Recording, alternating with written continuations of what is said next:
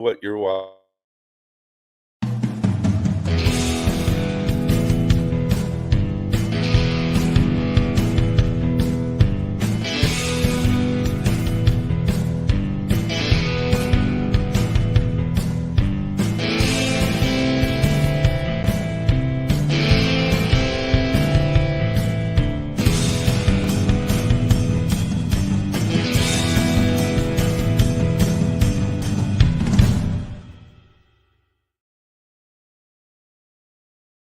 Welcome, everybody, to this very special edition of the CHIT Show, starring myself and my fabulous regular co-host, Dan the Dan Noodles Man, the Neil Adams of Wargaming. Joining us first are Ryan Heilman and Wes Crawford.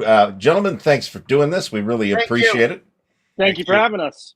So we were engaged in a weird musical conversation in which I felt like a dolt the entire time in the green room before the show. So we don't have a specific topic tonight to talk about, but I will ask Ryan and Wes how your experience has been here at the 2025 ACDC.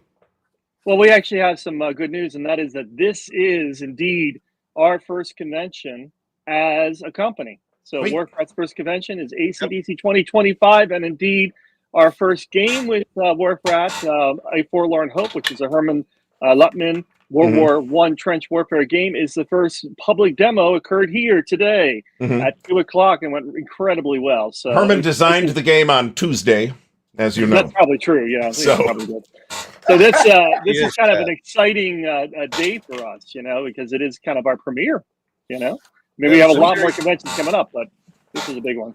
It was a very interesting game, too, the way it played out. Some of the troops made it to the trench, and some were just having a horrible time. They got bombed out in the left-hand side of the flank. Yeah. What's the mechanics? What is it? It's not state of siege. Is it like push your luck? Yeah. Yes, it is a pressure luck game. It is actually in the same line as in Magnificent Style and Crowbar and some of the other games that he's done of that sort. In fact, this kind of brings us on to a topic that's a little sad, which is, of course, the passing of Alan Emmerich, because it was actually Alan and Herman who kind of came up with this originally. So Herman proposed to Alan and said, hey, I got this idea for a pressure luck game, and this was going to be with Victory Point, obviously. And Herman said it's going to be World War I trench warfare. And Alan's like, I don't think World War I is that big right now. What if we do something Civil War? And then that, of course, turned into Pickett's Charge and in Magnificent Style. So, we had heard that story from Herman a couple of times, and I just kept thinking about it, and Wes kept thinking about it. We're like, well, wait a second, why don't we revisit this World War I game that never got produced? And so it's been, what'd you say, 14 years ago that this happened or so? 12 or 14. And then he was on our first Rat Chat show, and we did a nice interview with him, and he told that story. And wow, as soon as we hit, stop filming, we started talking to him about it and said, hey, let's do this game you originally set out to do. But it's got, what are we saying? We're probably 6 scenarios. So in that sense, it goes beyond what he's done before, because these scenarios will be quite a different victory conditions, terrain, all kinds of things. It's going to be quite different. And we're going to have miniatures with 4 different nationalities. So you can play as the British initially in the beginning scenario, but you can play as the Germans. We have French, US, I believe, as well. And we are, looking and hoping. We're doing play testing right now on the solo version. And the easiest scenario, but we're going to continue adding additional scenarios and look at the multiplayer. And then we are hoping to do crowdfunding in the fall. So it's coming up soon. We'll have a physical prototype by PresCon. Yep. It's President's Day weekend in Charlottesville, Virginia. Are we still talking about Forlorn Hope?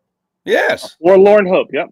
Forlorn, yeah. I believe it bad, Get it out. Get it out. Spit it out. So, that's definitely Virginia tobacco in that pipe, folks. It is, actually. It is. It's Virginia. And what was I going to say? Ryan, Wes, this is going to be printed by Blue Panther, or is somebody else? No, this is, we have not decided on our printer yet. We're still looking and determining. And some of it depends on what happens in the next couple of days and weeks with this transition coming up to a new president. But right now we're looking overseas for the production of it. We're looking to produce a very, very high quality game. I mean, we're looking to be the best quality in the industry. That's our goal. We're We're hoping to surpass the others. Warfrat Games. Warfrat. And then, printing, that's still up in the air right now, but we are talking with people. So you guys, I'm gonna say scrambling.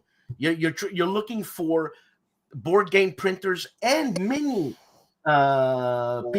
minis, I guess, on a larger scale, or will this be done like Artie does there with the you know what I'm saying? Well, most of the printers overseas, they have services that provide the miniatures, and so you can work with them. If you provide them with a sculpt, they'll take care of it and print it for you.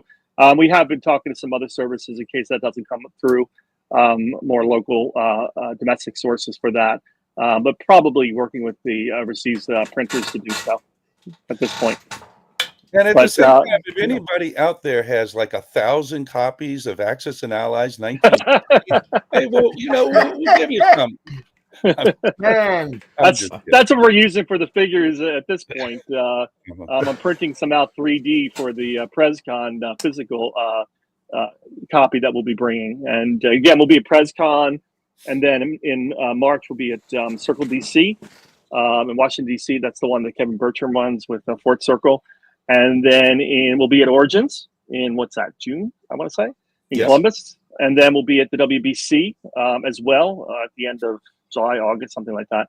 And that's going to be our big one. We're going to have a booth there. We're going to have giveaways. We're going to have merchandise for sale. We're going to have used games for sale. We're going to have demos of Forlorn Hope. We're going to have videos playing. We're going to have lots of fun things. Jello shots. We're looking for that. Jello shots. Hustling, man. Holy moly. Oh yeah, well, that's the point. And wait a minute. Holy and speaking of booth, turn the hat around. Turn the hat around, Ryan. Oh, turn around.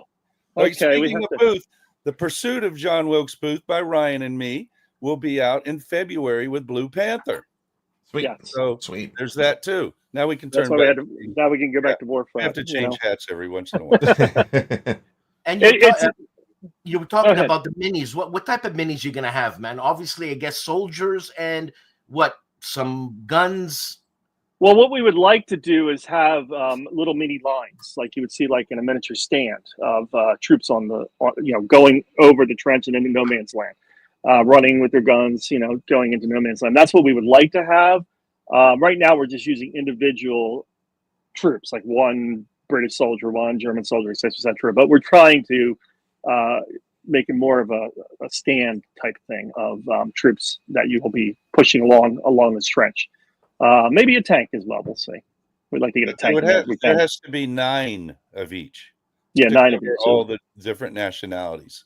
Because if you play it multiplayer, you would be in command of 9 companies.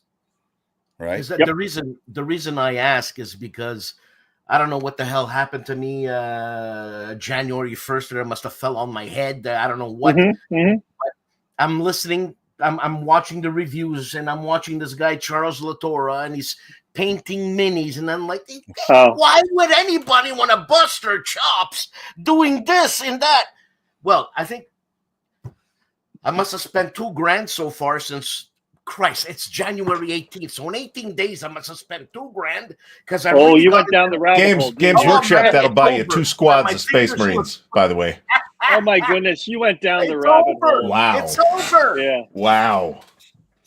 So one of the things, I mean, there's a couple different ways that you can do it. I mean, a lot of people like to paint them, and so in some cases, it makes sense to give them just a plain color, like gray for German and green for US and whatever.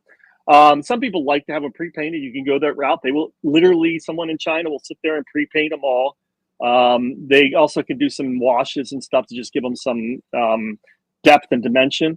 They even have some new 3D printers that they inject. They're called inkjet 3D printers, where they inject the color into the material as it's built 3D. And that's builds the individual character. What was the company we saw, Wes, that was doing that? I can't remember offhand. It was One where you could go online and then you can make it and then print it out. Hero Forge was the one we were Hero talking. Forge. Yeah, I fiddled. You could Am I go right? fiddle with Yeah, 'cause their there's several of model those. Yeah, builder. it's pretty on cool your just own. for fun and fiddle with it. Yeah. Obviously, the cost goes up when you have a human being painting the eyeball. Sure. Of, bloody hell.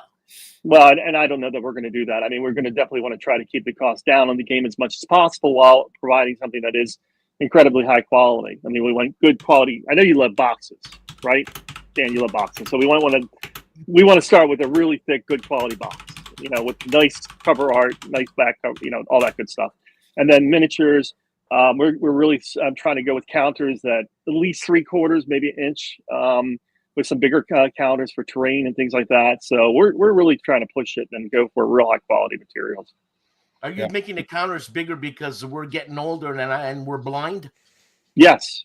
Mm-hmm. But but not It just that. feels fancier too, though, right? It does. Yeah, it does nice. feel fancier, and if you want to push it into a more mainstream market, they're not going to want to see these little 5/8 inch counters. So it does help in that regard too. I'm sorry, Yeah. I have to recuse myself. My dog needs to go out. All right, folks, we will take this opportunity to bring in Oh, we got slightly somebody else. early, Mr. Tim Densham. Tim, thanks for stepping by. Good to see you again. What's up? It's nice to know that I'm brought on board because the dog has. Because the dog had to poop. I know Yep. where I fit in now. I'm that important. Pecking order slightly below the dog. Yep. So that's all good. Folks, I'd like to just let you guys know that Ryan and Wes have agreed to accept my game pitch to them of Case Blue 2 Electric Boogaloo. So you can look forward to that in about 2048. 26. Oh, okay, 48. Okay. So anyway, Tim, how is the convention going for you?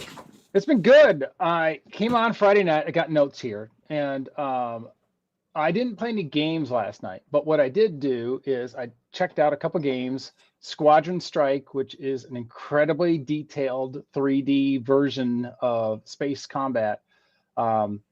And then I looked at Code Atlas, which is like this giant game of modern Axis and Allies. That's the best way I can describe it. But it's got like who's got nuclear materials in their country and who's got this kind of resource and so on and so forth. So it was fascinating. It was interesting. The designers, they've got this gorgeous map, but they've never actually printed a like prototype. They've all it's only existed on TTS. So then we had a really interesting discussion of what printing is really like, and that went on for a while. So had a lot of good help from Ken, the guy who they had Astra Squadron Strike guy. He came on there and talked about his publishing experience. So it turned into not a game, but like a big how to publish stuff discussion. So that's cool. That was though. interesting. Hey. Yeah. But today though, I got a chance to play True Command right off the bat, so that was fun. I played with Jan, who is the guy who ran New Start, which was a fantastic game. It's emergency response, and you start off with a region in Germany that has had a really terrible electric problem. So all the cities are without power, and then you are fire, police, construction, administration, rescue.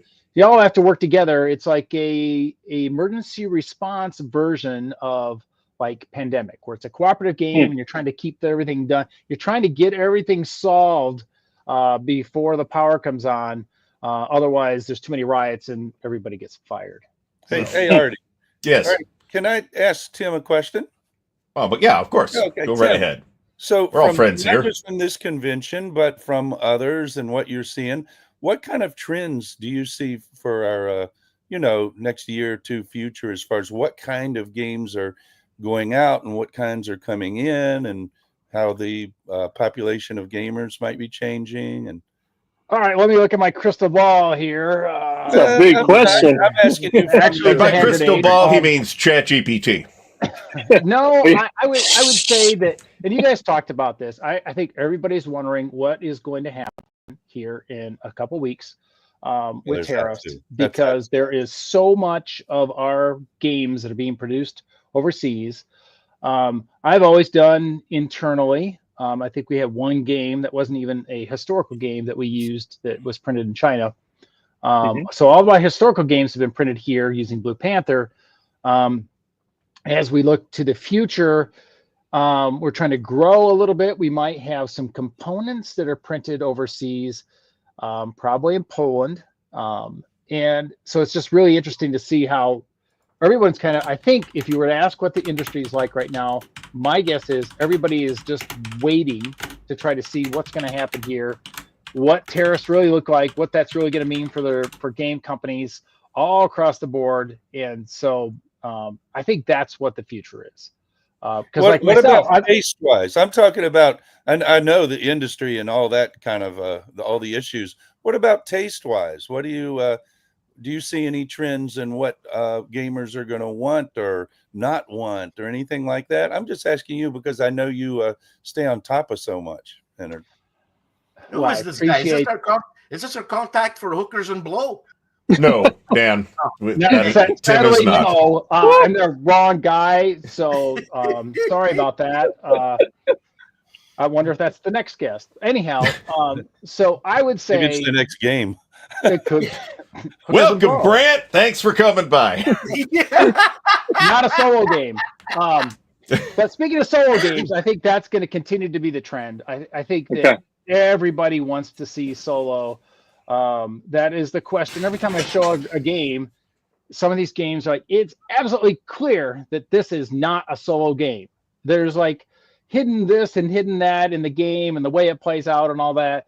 And the first question I get is, well, does this have a solo mode? And I'm not knocking people who have, like playing games solo, but not every game is designed to be solo. But I would say that trend is never going to go away anytime soon. So I think the biggest trend is the continued drive that games are going to try to have a solo mode one way or the other. I guess that's my big take for 2025. I can see that. I would agree with that. And we had some conversations with some printers over in China, and their take on the tariffs was quite interesting because they were not at all concerned about it, which shocked me. Now, maybe that was just, bravado or something. I don't know.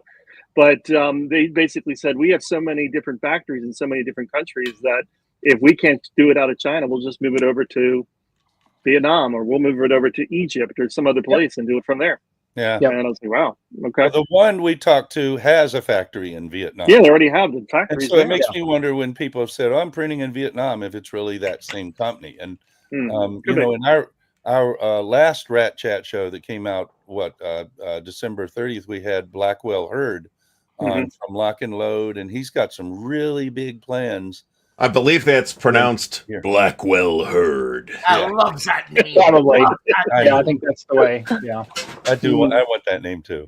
But that he had some very interesting takes and ideas and plans in place for something in the U.S. So it's worth watching that show. Yeah, Wes, is there? I believe Blackwell Hurd was also the villain on an episode of the Rockford Files. What's the matter with you? I think so. Go right ahead. His father was big in TV, so he could have had a part in that. Who knows? There you go. Anyway, Dan. I just want to hear someone say, "Oh, Blackwell." It just sounds amazing. What I was going to ask is that these companies, the same company that has places in different parts of the world, is there that much demand for printing, for crying out loud? Yeah. Remember, it's not just printing games. They're printing all kinds of stuff. They're printing, some toys have what I would probably call maybe a counter sheet, right? Where there's some little cardboard discs in it or something like that. They're going to print all kinds of stuff. Same companies print books and stuff too. When we talked to somebody, I forget, maybe this was a private conversation, but it's not secret. When GMT, who does not print books, went to their regular print, they need to print Mark Herman's book. So they're like, what do we do? Well, we have a printer. Let's talk to them. Maybe they could tell us where to go. Their printer said, oh yeah, that's no problem. That's a different plant that it'll get manufactured in, but yeah, we'll take here you go. Boop, boop, off it comes. And it's really nice too. So you guys, Wharf Rat Games, what possessed you to go into the board gaming design, why don't you just print Clearly, stuff, it's the man? huge You're gonna make a paychecks. hell of a lot of money. You know it. That's it. It's clearly. Yeah, I think all of us are in it for all the money. Tim, me, and Wes. We're just, Oh, yeah, that's you why know. I went into music first. I wanted Oh all yeah, the money. that's right. to get the cash, to get some I mean, security. this top row is part of the board game mafia. Didn't you know that? So, Fred, Which is from, distinct.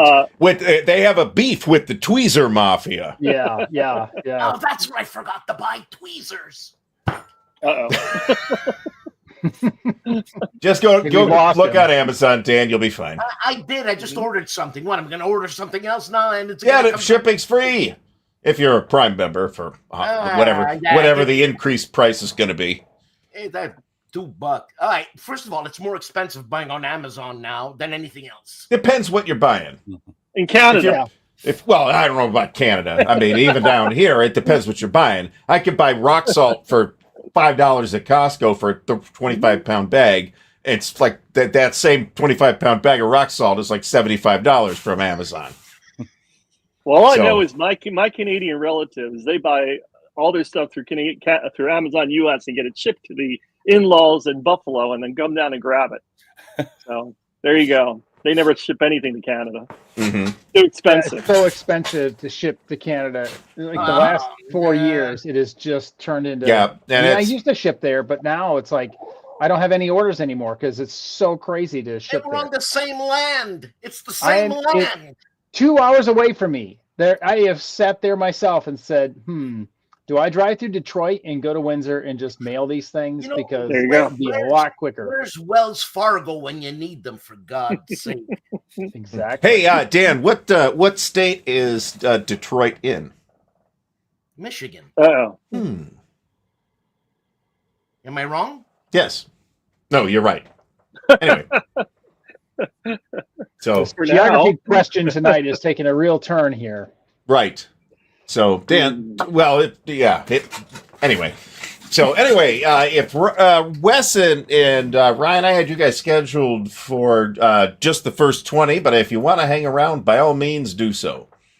Okay. We're fine. Yeah, we're good to stay. Minutes. I mean, yeah.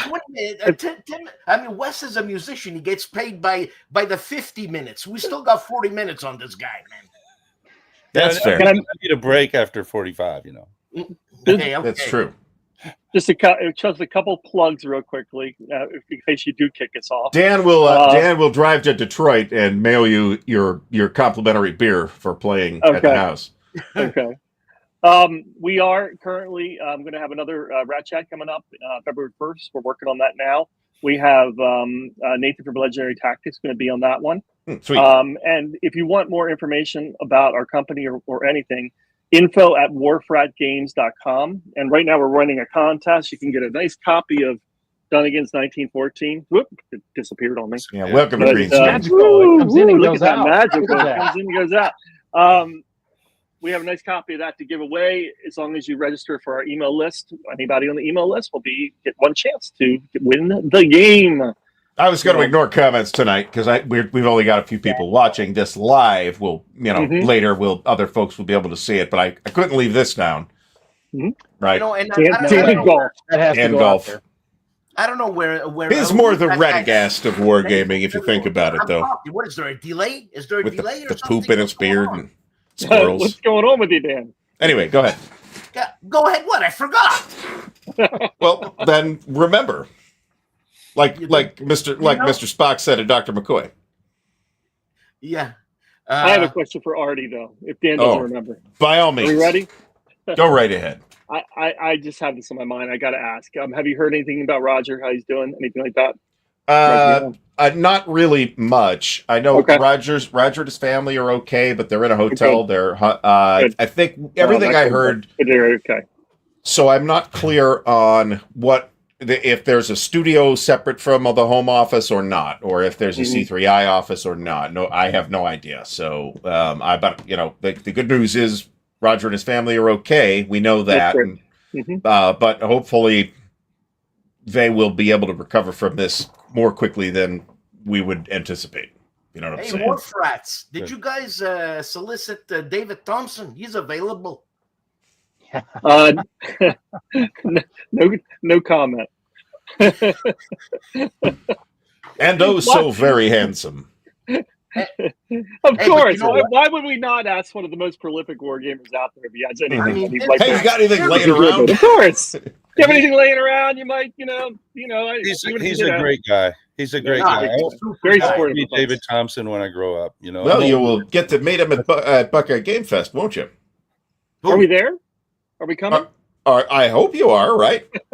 We might be able to be convinced. We kind of were leaning towards Origins, and we weren't sure whether we were going to make it to Buckeye, but I don't know. We might have to talk about this. If you have to choose, I would probably say go to Origins, but it all depends. 15,000 people, man. You know what you could die. You could die. That's what you could. There's diseases unknown to man there. So to be clear, you're unlikely to die. You may be temporarily incapacitated by a odiferous passing that might occur. That could happen. Bloody hell, man. You know what I mean? Death is rare in these conditions. I don't know. So is that a new safety advisory for Buckeye Game Fest or Origins? Because I haven't seen that officially yet, that's something that we need to watch out for, but I will be keeping my eyes open definitely for that now. Yeah, well, keep your noses closed and your eyes open. That too, yeah. If possible. There we go with the nose again. Years ago, we were gaming with a fellow of the fragrant variety. I think we were playing 40K at the time at a local game store. And we're in there already. One of the guys is running late, and the stinky person has stunk up the whole room. And the fourth guy walks in, cranks open a stick up, and slaps one under the table in each corner. And then he takes his coat off and says, I'm ready to go. Let's get playing. Oh, my God. It's like when I played, Wes, I played once for an orchestra because we're French, Quebec. We had connections with France. So back then in the 80s, whatever, and the Frenchmen came over, and I swear to God, Wes, they didn't take a shower. They put perfume on. So you smelt the body odor, and then you smelt the perfume. And that's what it makes me think of. And you're not going to get me to go to a con like that with 18,000 people. You don't need 18,000 people to have a stinky person in the room, though. That's the thing. Yeah, at Buckeye Game Fest, there's a fella that is a little stinky. But it's politically incorrect to tell the guy, hey, buddy, you're killing us. He keeps trying to tell me, but I'm not picking it up. Nobody wants to be the person. Everybody just is sure that somebody else has spoken to the person already. So what have they had a con where when you show up for registration, here's your badge and here's your deodorant? There you go. Okay. Furthermore, this is an opportunity for sponsorship. That's true. Mm-hmm. Actually, that's not a bad idea. Origins Game Fair brought to you by Old Spice. Go. Yeah, man, just put the CHIT show on there and hand out deodorants after this conversation. Well, we do know the people to talk to be fair, right? So it's not impossible. If I can interrupt, I would like to say in a pitch to Dan there about going to Origins, because yes, there's 18,000 people there. That's the part I'm not super excited about, but what Brant has made with the Armchair Dragoons is you've got our own little contained area. I mean, yeah, it's part of a big room, but everybody around you within talking distance is all historical gamers. So yeah, there's 18,000 people there, but the people you're hanging out with are, all these same people that are up here, and so it's much more collegial than it sounds like. I've had a great experience. That's why I keep going back to Origins, just because I can see the same folks. I can see all you guys here, and I even keep coming back. So I really enjoy Origins, and Tim, I appreciate it. I used to work in a jail, and I worked in a psychiatric center, so I know how to approach. Wait, you can approach. That's fine. There we go. He worked there. The point that the point that Tim's making is that you don't have to interact with all 18,000 people. In fact, I would discourage you from attempting that. Highly discouraging. Yeah. Yep. Dan's been thrown out of Origins. Folks, if that happens, there will be an immediate news update. And it's funny, Wes? Yeah. Every time I performed, after my performance, I stunk like a horse. So I'd have to take a shower after, and that's all. See, I'm considering. He borrowed some of that French perfume and put it on. No, man. I was too sluggy from sweating too much. It wouldn't have stuck. Sluggy. You know? It just would have run right off. Too sluggy. I'm gonna write that one down. Yeah, Can I get a shameless plug then? Since Ryan got one in, we're gonna get True Command out this year because people keep saying that it's got to get done. Yep.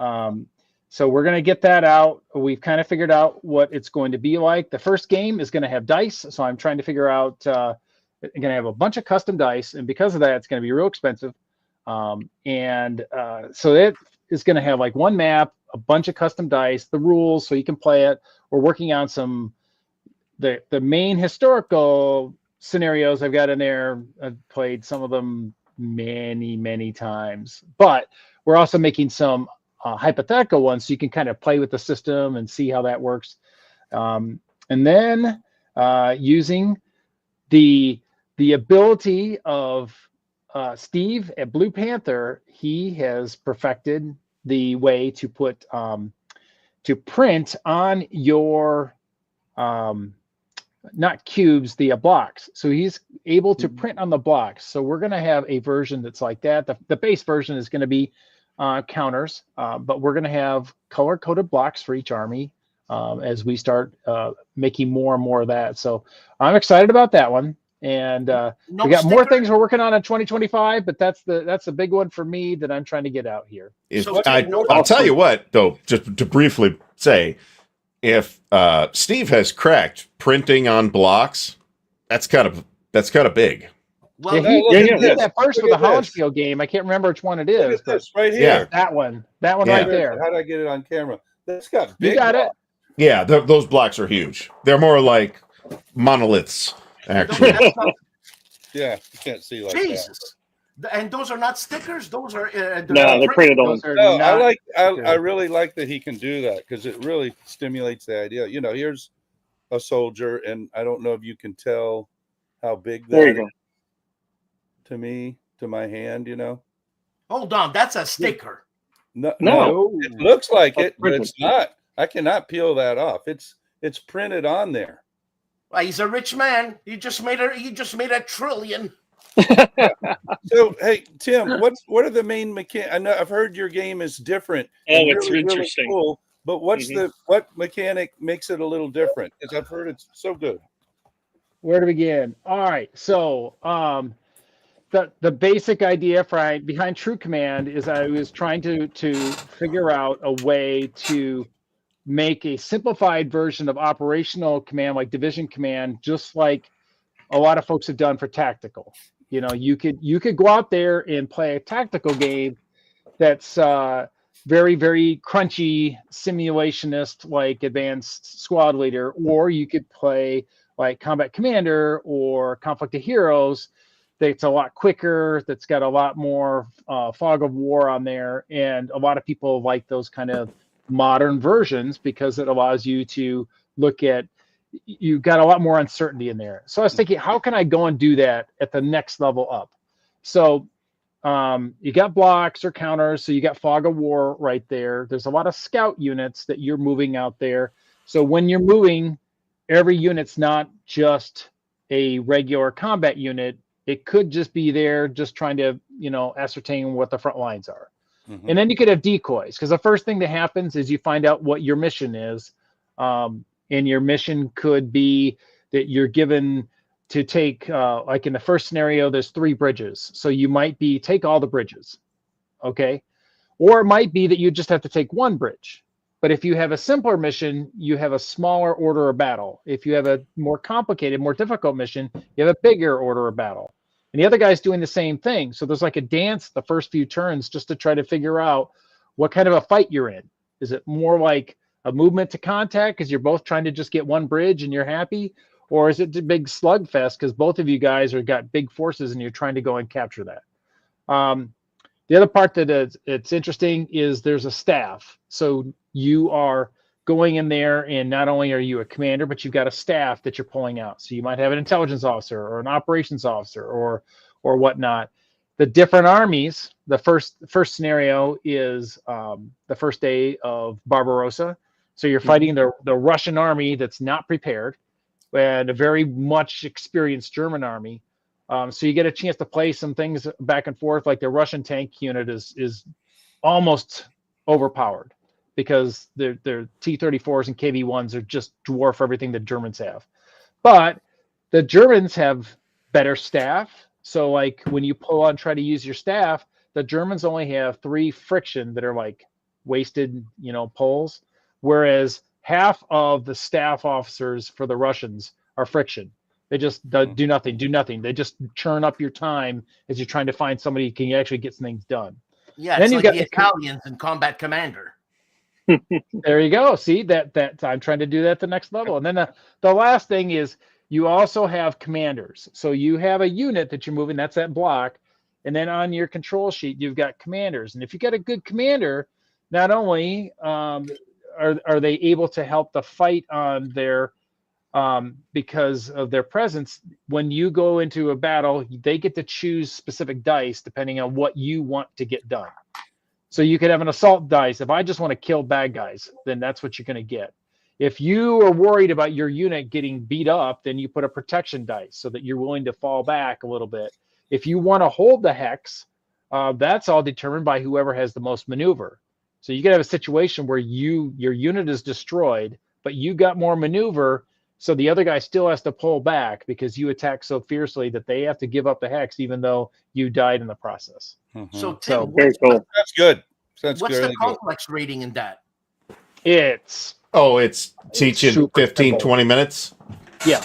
The most difficult thing there is trying to explain these new mechanics that haven't been in games before, or at least haven't been in hex encounter games before.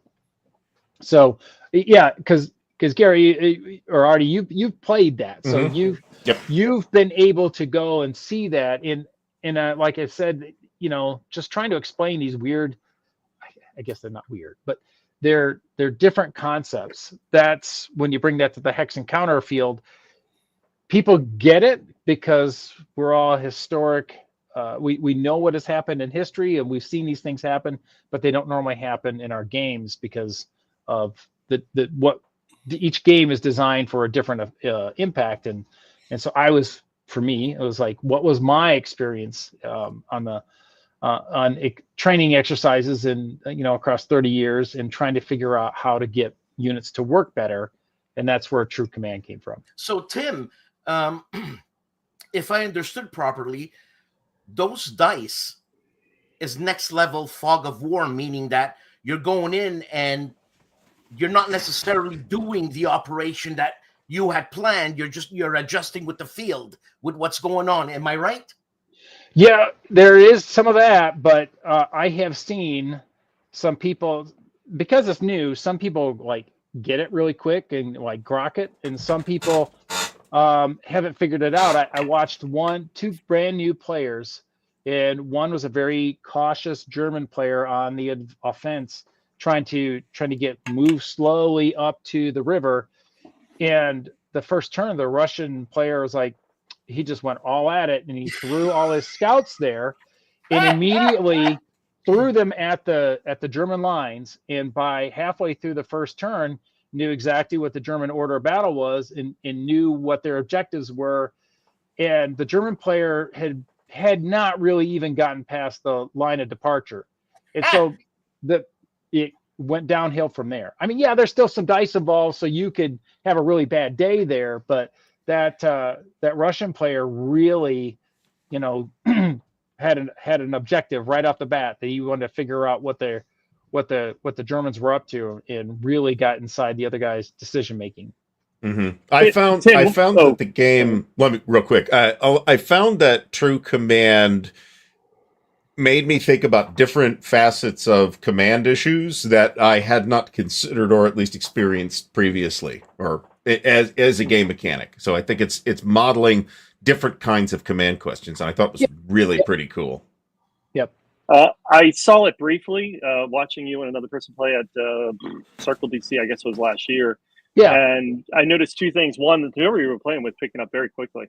And I don't know if it's still as part of the game or not, but I was fascinated by the map mechanic. Is that still part of the game where they go in and can you tell us a little bit about that? That was really cool. All right. So another pet peeve of mine is I love maps. I got a degree in geography. I got maps all over the place. And maps are super cool, but never have I used a map as a military professional that was 100% accurate. Didn't happen in Afghanistan, hasn't happened in Camp Grayling. It just, maps were, somebody made their best effort when they made the map. They gave it to someone, and now they're going to go out there and like, that forest isn't here anymore. That's been clear cut. So my maps are all wrong. So to try to show that in the game, before you start, there are two sets of, I call them IPB, Intelligence Preparation of the Battlefield. So you got 3 sets of counters, and 2 of them, when you put that out there, when you put them up, when they all go up face up, they're like question marks, like what's going to happen here when you go here? You don't know. 2 of them are fake. They're just decoys. But the third one changes the terrain that it's under. So it's a very simple terrain system. It's either you're in terrain like urban or forest or swamp, or you're not, you're in clear. So wherever you put that change token on, the terrain underneath it is flip-flopped. So if you put that on a forest, the forest is clear. If you put that on a plain, there's now terrain there. So you can't move through it unless you're on a road. You get a defensive benefit if you're in there. All the regular stuff with terrain, except both players are modifying the map before you start the game, because each side has they've done a little bit of reconnaissance, or they know someone, they talk to a local, and they know more about what the ground is like. So they can make those changes, and you discover that once you start moving across the battlefield. It sounds RPG, man. It could be. But it sometimes that's a big change. When you're looking at trying to get a defensive thing and you're trying to really big up your stronghold, and you discover right off the bat that my urban environment is not really giving me the defense I was hoping for. So were you serious when you made the correlation between maps today are still Afghanistan still not accurate given to soldiers? Oh yeah. Are you kidding? I don't know this. What if you're talking about somebody who's actually going out there and they are getting that they like the special forces guys have like an android on their chest that's got like actual imagery that was just taken moments ago, or could be live depending on what their connection's like. So that stuff's obviously really good. But as far as the regular maps, it takes so long to make maps. Some of the areas in Afghanistan, and it was 10 years ago. Well, it's more than that now. It was a while ago. But we were given maps, and when I looked at it, some of them had been updated in 2000, so 8 years old, and a lot of stuff happened in Afghanistan between 2000 and 2008. So, yeah, it takes a long time to make a map, and so that's part of the deal. Is that you have to? That's what I did. Is I would go and I would. This is turning into a weird conversation, but it's interesting. No, I would have Google Maps here, on one side, and then I would have my map on the other, and then I would go back between Google and I look at the real map before I would go out, and just to see, okay, what weird stuff has changed. Is there like fobs? The fobs were never on the maps that we got because they didn't exist when they were done. So you had to go in there and you had to physically write in the grids and where the fobs were. Some people, they had all their stuff was on their Blue Force tracker, so they had their digital map that would update as they went through there. But the base maps were the same base maps that I was using. So, sometimes it was really good. It could tell you exactly what's going on, but I was paranoid because what if the magic electronic gizmo doesn't work. So I always made sure that anytime I went out there, I had a paper map, and then I would have to go and update it because the map was always wrong. Jesus, It wasn't Artie, wrong, but it wasn't as accurate as it needed to be. Artie, didn't Google Car go all over the world and map out all the terrain? Yeah, they even went to, so as an example, Afghanistan. they even went to, I think, the whatever Antarctic base and did the Google car around there so they could have Google Street View down there. How often do you think they're shipping people down to Antarctica to update those? I'm going to guess that the map, Google Maps right now for Kharkiv and Kherson are probably not that accurate. I'd imagine that there hasn't been a Google car driving around in the last 2.5 years in Ukraine to keep that up to date. They certainly haven't been doing it in Gaza. I can tell you that right now, that if you're looking at a Google map of Gaza, it's not going to look like it did. Nope. So that's why you can't trust your map. You have to do some more recon before you actually go out there, and that's what I tried to put in there. And this is all involved in your game? It's awesome. Mm-hmm. And you're telling me it's a simple game? It is. He just explained the whole thing. Yep. You are ready to play. Let's get a map out. But do you know how deep that is? That's the point, Dan. That's why it's cool. Yeah, but deep ain't simple. Simple ain't deep, man. Sometimes simple as Go is one of the simplest games ever designed, and it's endlessly fascinating. People spend their entire lifetimes playing it. Well, I can't wait to get the game. I think that's a commonality among all of us here as designers, that we all tend to go for games that are simple and quick to pick up, but that have tremendous amount of strategic interest and are challenging in that regard. Tim's games have done that. Wes's games have done that. My games have done that. We've all really tried to accomplish that. We don't want people having to spend tons of time having to look at rules. I think the longest rule book ever created was 6 or 7 pages, but there's lots of strategy involved in all of them. So well, mine are more than that because I know too many illustrations in there, but that's cool. Illustrations are good, man. Yeah, they're good illustrations. But so can't wait. I can't wait till it comes out. Then that is coming through Blue Panther, I assume, or not? You haven't figured it out. All right. Yeah. Well, either way, because Steve's not going to go make the dice, so I got to go figure out where I'm going to get the dice. He's going to do an upgrade on the counters. There's that. I'm messing around with how to do boxes. So there's all sorts of stuff. Just nothing but chaos over here right now. Hopefully, I'll have some clarity coming up in a few weeks or months. But all right, still figuring it out is a completely acceptable answer. Still figuring it out. I could give you a number of one of my friends. That'll clear you up. Dan is still figuring it out. Excellent. So you can totally play this game, Dan. Tim demoed it for us at Origins I think it was the year before last, but you could learn this game in 20 minutes. It's easy to play and asks cool questions and makes you make cool decisions. Yep. Well, if you're at Circle DC, I'd like to try your game. And then I'd like to get your feedback on a new war game system called Urgent Commands that I've come out with. I won't go into detail about how it works, but it's a little different too. It's well, it sounds very interesting already just from the name. But how are you guys coming up with all these new mechanics?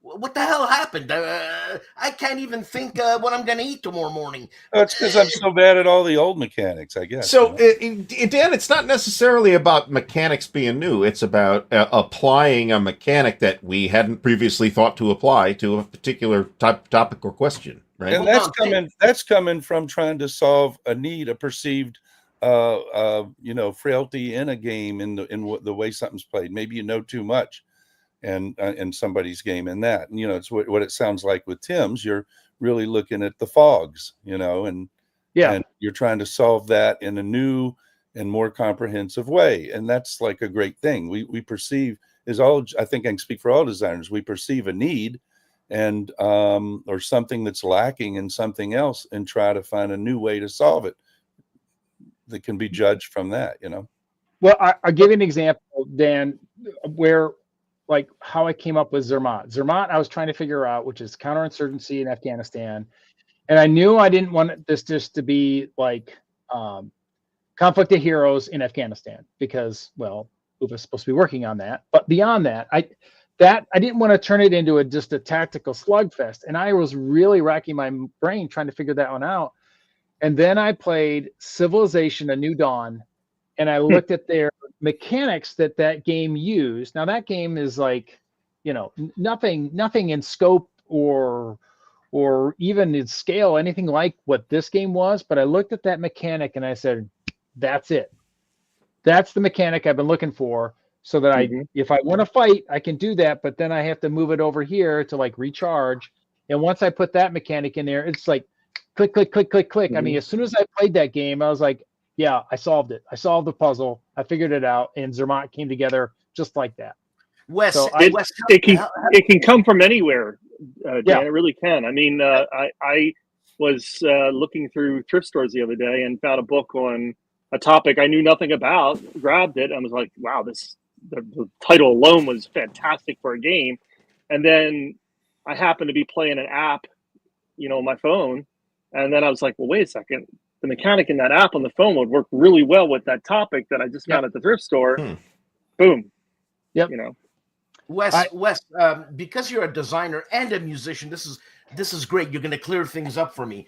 The thought that you always have in your head as a designer, is it like, trying to figure stuff out, this and this and that, it's always eating at the back of your brain. Is it like writing a piece of music and you want a certain whatever note progression or something? It's not happening and you're thinking about it all the time. Is that the thinking? The thinking about it all the time is definitely there too. Yes. Okay. Yeah. In both aspects. And, showers are great. Long car drives are great. And you start, getting rid of all the external stimuli all the time that you're thinking about and having to deal with. And I think for me, that's what really works, where all of a sudden I can see something new. And by something new is exactly like what Ryan's saying. You see this thing over here and you have this issue over here. I can't get my hands on the screen, right? And you put them together, and that sort of thing. That's a sort of a synthesis manner of design, right. I guess, And Wes, it started sounding like you were creating a dating site advertisement. Likes long showers and long car rides. I was wondering where he was going. Showers. Hey, Wes. No, I said long car rides, but not long showers. Okay. But Wes, have you used any musical concepts in designing your games? Oh, he has, definitely. Well, all right. Remember, I'm the one in the world that has a DVD, and it was a live show called A Rhythmic Murder Mystery. And so there's a Masterpiece Theater gone bad narrator who outlines a murder mystery, and the only way to solve it is to listen to me play and a solo on electronic drums. And that was double entendre. Like, did the murder take place at 5, 7, or 9? Is the next piece in 5, 7, or 9? I'll send you a copy. You just give me an address, because I've still got about 600 in my basement. So you say 5, 7, or 9? You're talking about big seller.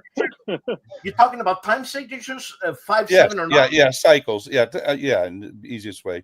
But yeah, time signatures and that kind of thing. Really... And so the whole mysteries like that, and the only way to solve it is to listen to the pieces. So yeah, but that goes back. I mean, personally, for me, when I was a kid and I first discovered Avalon Hill, and I was 11, and all of a sudden an SPI came out, and I was discovering that, and all of a sudden it's like this whole thing hit me. Man, you can model anything with math. Quantizing anything and the relationships and all that. And then, like I like to say, then later you learn that that's not true at all. You're still going to be lacking something, or you're only taking one perspective or one viewpoint and all that, but at the same time from that, and that entered into my music when I started doing some creative projects. I'm also the originator of Rap Along and the Rap Along game, which, went completely nowhere, but it was a lot of fun. I'm modeling with a big tongue in cheek the how a rapper's life might be. You got to get your gold chains and your posse and your demo and all that, and you're going through life. And if you get a chance, you can do a rap, and you hit the button. Clearly, there's a game there. Yeah. That's the next one. That is. That's how I There's the think. World War One trench game, but then right after that, right after There's a rep battle. That's Rep hilarious. along- Brett Rep will. along won't be a He owns the Warcraft right game. to it. How many of those do you have in your basement? I just did them print and play, but they come in a DVD box with a disc. So, and in fact, hey, okay, I'm going to tell you, we're going to be giving those out at WBC. There we go. With the spinner. That'll be an option. You get yours for free. Who's gonna be turning the wheel? The customer, the person coming to the booth. And who's gonna be the host? it'll be like the Price is Right, right? Where you go up there. Yeah. We're gonna have a big one. Yeah, so I'll get rid of at least 30 there. So I think my Dan is expectation- trying to volunteer to be the host. Oh, I believe is where that was going. You know, that's funny. That's funny, man. And Wes, I've always Sparkly thought dress. I think that's a designers- requirement. I always thought that designers were very creative people, like a composer. There is a correlation there, isn't there? Oh, of course. Yeah. Yeah. Thank you. And I mean, for everything, you got to know the history. You got to know what's been done before, and then you have to have your eyes ready to look for new combinations and new solutions. And that's why, I mean, first I tell my drum students is, if you're taking lessons and you're practicing like mad and all that, you're only doing one of the three things you need to do. The other is you got to go back and study the history and go out and see live bands and all that. And the other is you have to play with other people. And I think the same can be said with game design. Yeah. You So I gotta spend go a out. lot of time in your basement reinventing the wheel when there are lots of great wheels already. You got to know what happened before you. Yeah, and then So you I got gotta who comes around and screws everything up because he wants to, change the mechanics and all that, and it screws up old timers like me, man. I just want a swing, man. That's all I want to do. So I just want to say that you got to be careful with this. This will be our second PSA tonight. First was be careful going to board game conventions because you could die.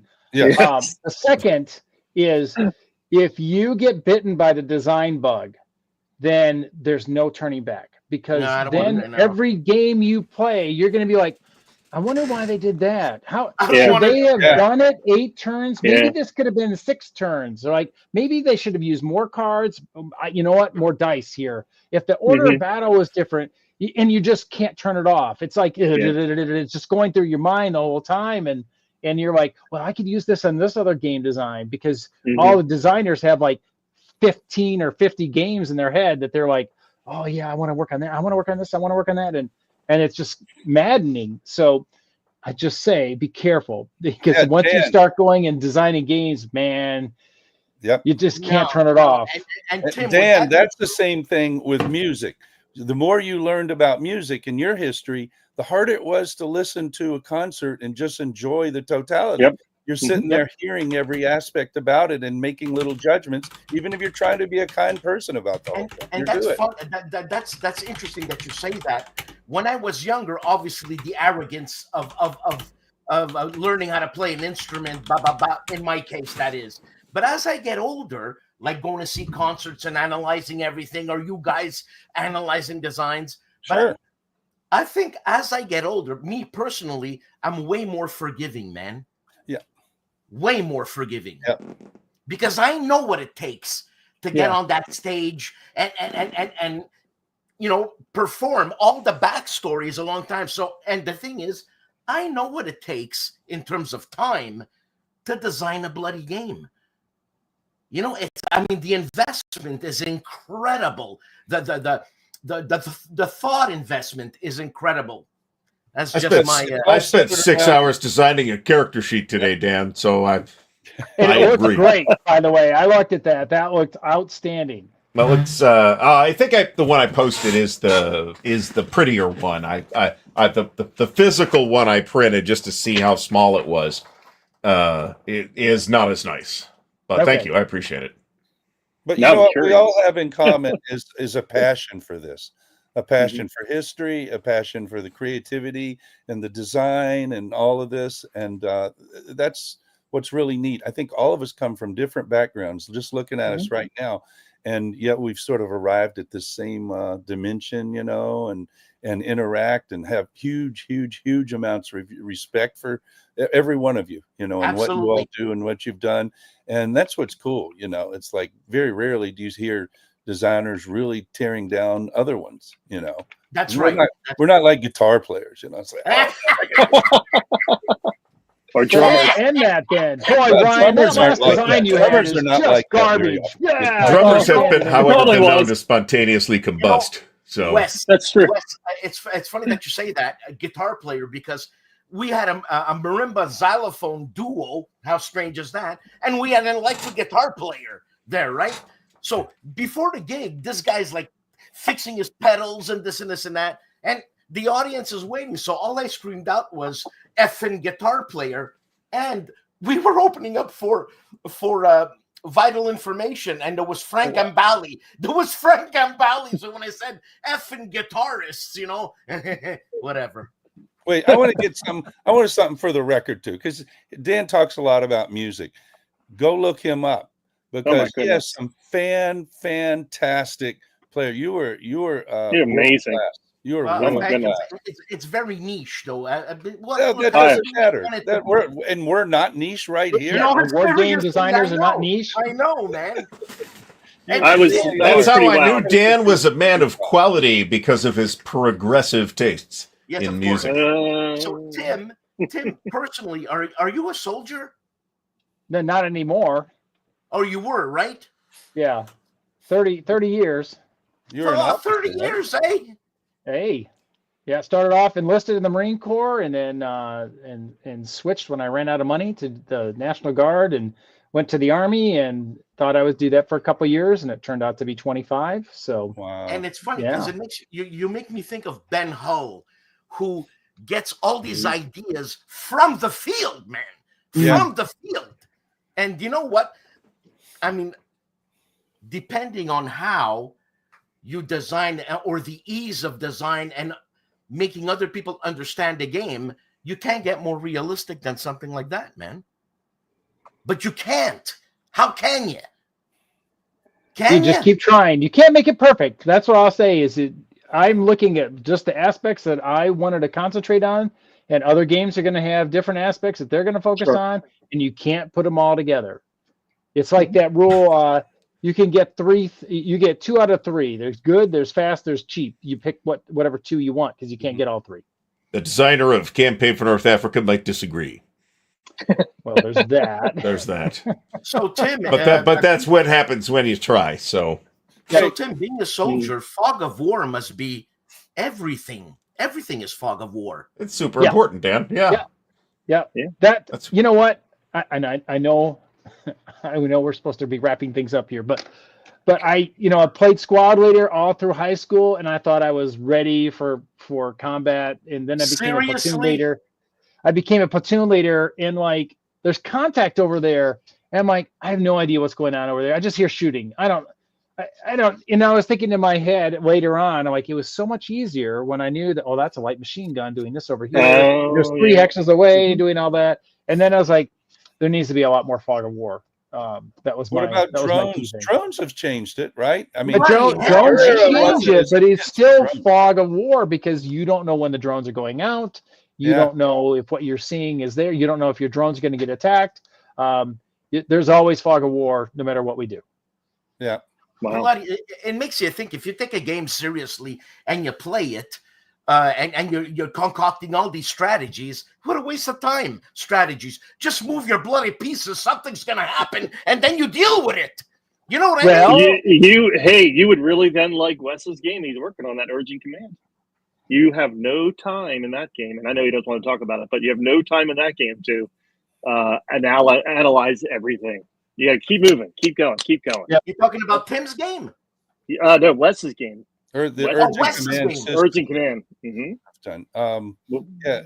Yeah, it's a Battle of the Bulge version is the first one, and Randy Heller played it and gave me a thumbs up with it, so that like made my year. Yeah, it's like Elvin Jones saying, "Hey, man, some good moves." You know what I'm saying? Wes, when you're ready to talk more about it, we will be delighted to have you back on. Oh, so I'm looking forward to it. And can I make one quick plug too? Just Sure. 'cause, I'm on these shows and I haven't had a game actually be released yet. So the first one will be The Pursuit of John Wilkes Booth that Ryan and I did in February, and then Engine Thieves is coming out very soon with Compass. They're going to start with a Kickstarter and deliver soon afterwards. And that's about the Great Locomotive Chase, as it's more commonly called, and Civil War covert raid game, basically. Well, And it looks cool. Artie, before you throw us out, Wilkes Booth, Ryan, don't you have some family connection to stuff like that? I do. Oh, do you want to hear it real quickly? That's another show. That's another show. That's another show? Okay. Yeah, that's fine. I'd love to hear it, but it's not like you guys are never coming back, any of you. Okay. So it's all good. So, folks, we will be back to our temporarily regular Thursday slot next Thursday as scheduled. And we'll talk about this upcoming schedule then. In the meantime, I'd like to thank my co-host Dan, Wes, Ryan, and Tim, who have been absolutely fabulous here tonight. This will go live on February 2nd to the general public, but if you've watched it, then I will keep the link private, so if you want to visit the link again, you can. So thanks, guys, and we will see you all again soon. See you later. Thank you. Thank you very much.